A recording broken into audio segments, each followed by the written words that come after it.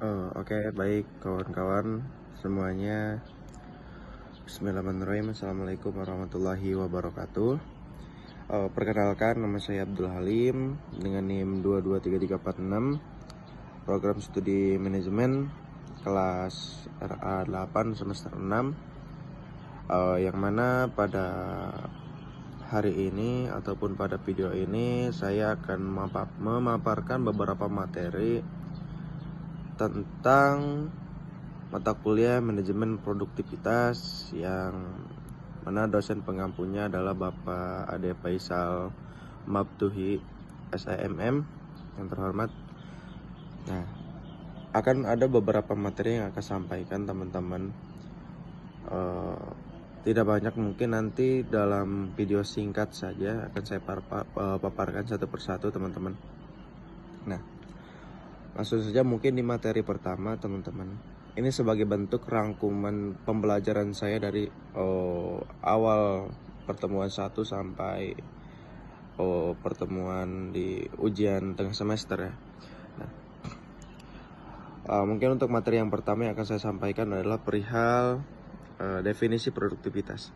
Jadi produktivitas itu adalah ukuran efisiensi dalam penggunaan sumber daya.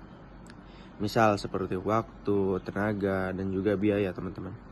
Nah, untuk menghasilkan output atau hasil yang diinginkan, semakin tinggi produktivitas, maka semakin optimal penggunaan sumber daya dalam penciptaan nilai teman-teman. Nah, jadi perlu juga kawan-kawan ketahui bahwa jenis-jenis produktivitas itu ada beberapa jenis ya, akan saya sebutkan. Mungkin pertama, jenis produktivitas yang mana itu produktivitas individual. Nah, jadi kinerja dan efisiensi seseorang dalam menyelesaikan tugas teman-teman. Jadi produktivitas individual itu diukur bagaimana kinerja ataupun efisiensi seseorang dalam menyelesaikan tugasnya, seperti itu.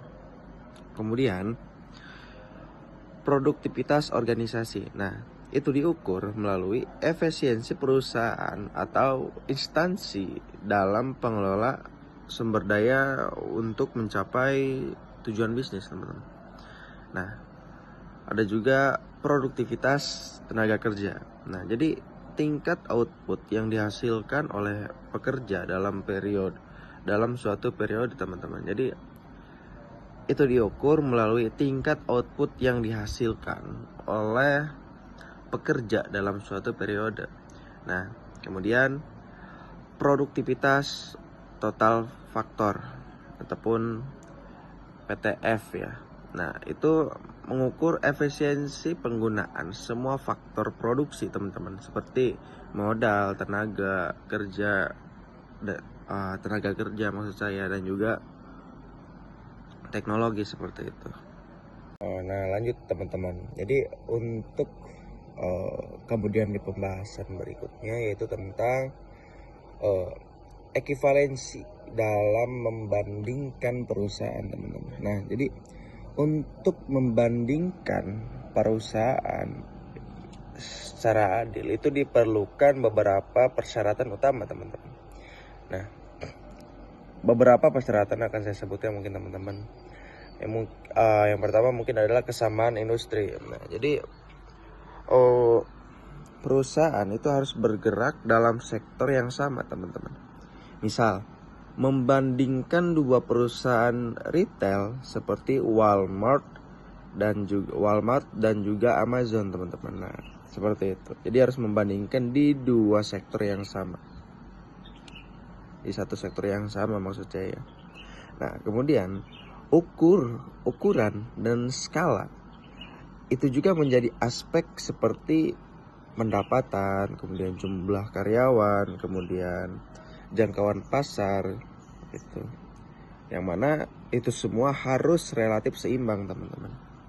Nah, kemudian struktur operasional. Nah, Jadi model bisnisnya, strategi manajemennya, dan juga metode produksi itu harus memiliki kemiripan untuk analisis yang valid, teman-teman. Nah, kemudian poin berikutnya adalah kondisi pasar ataupun regulasi. Jadi perusahaan itu harus beroperasi dalam lingkungan ekonomi dan hukum yang serupa, teman-teman, agar perbandingan tetap objektif seperti itu. Nah, ada lagi mungkin sumber data yang kredibel, teman-teman. Nah, jadi dengan informasi keuangan, laporan tahunan, dan studi pasar itu harus berasal dari sumber kepercayaan untuk menghindari bias, teman-teman. Seperti itu kurang lebihnya. Nah, yang terakhir adalah mungkin indikator kinerja, yang mana metode perbandingan itu harus didasarkan pada KPI ataupun Key Performance Indicator, teman-teman, seperti ROI, profitabilitas, atau efisiensi operasional seperti itu. Oke, baik teman-teman, lanjut tentang penyebab peningkatan produktivitas. Nah, teman-teman, jadi ada beberapa poin yang akan saya paparkan mungkin. Yang pertama adalah efisiensi proses kerja. Nah, jadi optimalisasi metode kerja dan juga otomatisasi ya, dan juga eliminasi aktivitas yang tidak bernilai tambah itu menjadi suatu bentuk pengefisiensian terhadap proses kerja, teman-teman. Jadi tidak perlu melakukan hal-hal yang semestinya tidak kita lakukan dalam bekerja itu, teman-teman. Yang mana itu juga akan menjadi penyebab daripada peningkatan produktivitas gitu, ketika karyawan ataupun staf-staf yang lain itu bekerja sesuai bidangnya, sesuai tupoksinya, tanpa ada gerakan-gerakan yang tidak perlu dilakukan sebenarnya, seperti itu. Nah, kemudian peningkatan keterampilan karyawan. Nah, justru ini juga sangat berpengaruh penting terhadap peningkatan produktivitas, teman-teman. Jadi peningkatan keterampilan karyawan, terutama misal dengan adanya pelatihan, kemudian pengembangan kompetensi, dan juga tentu harus diberikan motivasi tenaga kerja, teman-teman. Nah, ketika poin-poin tadi itu diterapkan, tentu akan sangat mendukung terhadap peningkatan produktivitas. Nah, poin berikutnya adalah pemanfaatan teknologi. Nah, tentu di zaman sekarang kita tidak luput daripada perkembangan teknologi yang semakin hari semakin upgrade ya. Yang mana digitalisasi, penggunaan AI, dan sistem manajemen modern yang sekarang itu justru mempercepat produksi gitu kan, berdampak positif dalam pemproduksian gitu kan, karena segalanya serba cepat sekarang. Nah, kemudian poin berikutnya adalah kualitas manajemen. Nah, jadi kepemimpinan yang efektif, strategi bisnis yang jelas, dan juga pengambilan keputusan yang mana itu berbasis data tentu sangat amat perlu diperhatikan demi terjadinya peningkatan produktivitas dalam suatu perusahaan ataupun lembaga ya. Nah, kemudian poin berikutnya adalah kondisi kerja yang optimal. Nah, lagi-lagi lingkungan menjadi faktor yang sangat amat penting, teman-teman. Jadi lingkungan kerja yang efektif, lingkungan kerja yang sehat, fleksibilitas kerja, dan juga kesejahteraan karyawan yang terjamin itu menjadi pendukung daripada peningkatan produktivitas. Nah, dampaknya apa kira-kira jikalau peningkatan produktivitas ini terjadi? Nah, mungkin poin pertama, dampaknya adalah peningkatan profitabilitas ya. Jadi biaya produksi lebih rendah, keuntungan lebih tinggi. Justru itu sangat menguntungkan bagi perusahaan ya, bagi perusahaan ataupun bagi suatu lembaga. Nah, kemudian daya saing yang lebih kuat. Nah, perusahaan mampu bersaing dengan kompetitor dan menarik lebih banyak pelanggan pada akhirnya gitu. Nah, dampak yang lainnya juga adalah kesejahteraan karyawan yang meningkat gitu, karena upah lebih baik, peluang karir lebih besar seperti itu. Artinya ya upah semakin tinggi ketika profit perusahaan itu melonjak seperti itu kan. Nah, kemudian pertumbuhan ekonomi.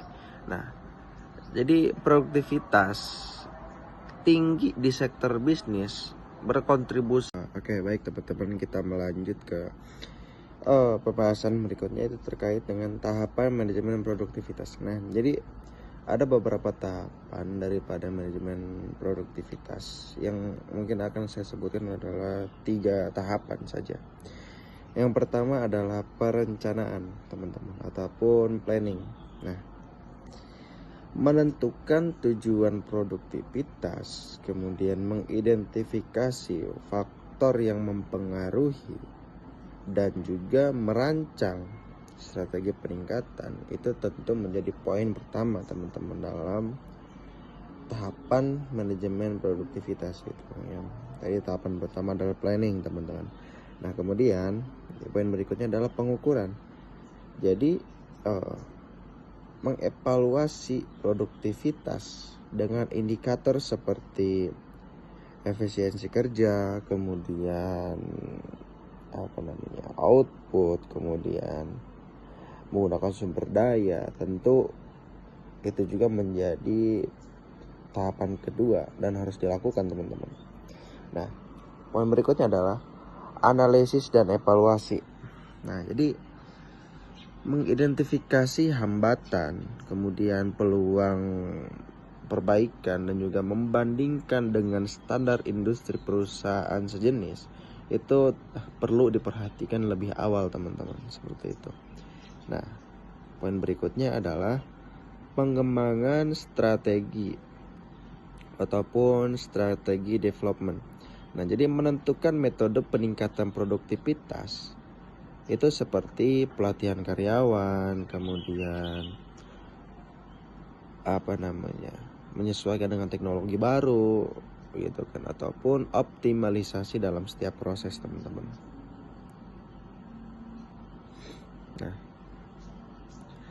kemudian poin berikutnya adalah implementasi, teman-teman. Nah, tadi kan secara perencanaan sudah, pengawasan dan evaluasi yang sudah, kemudian sekarang implementasi. Nah, jadi menerapkan strategi dalam operasional bisnis dengan monitoring berkala, teman-teman, untuk memastikan efektivitasnya, seperti itu kurang lebih.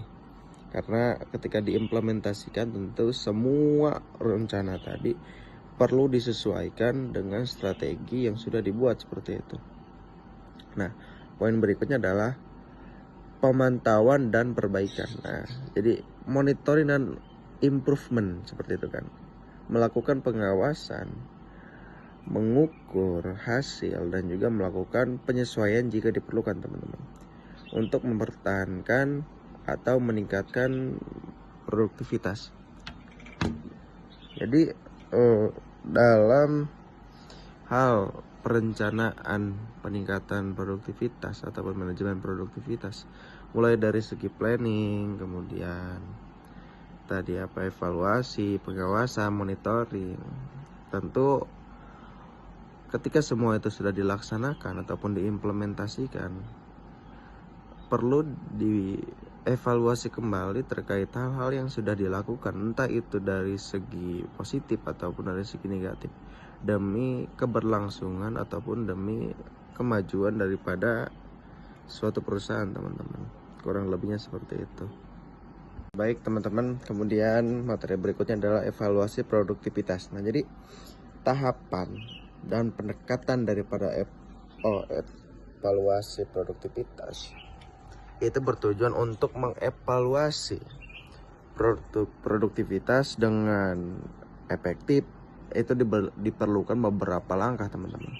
Nah, langkah pertama mungkin adalah menentukan indikator produktivitas.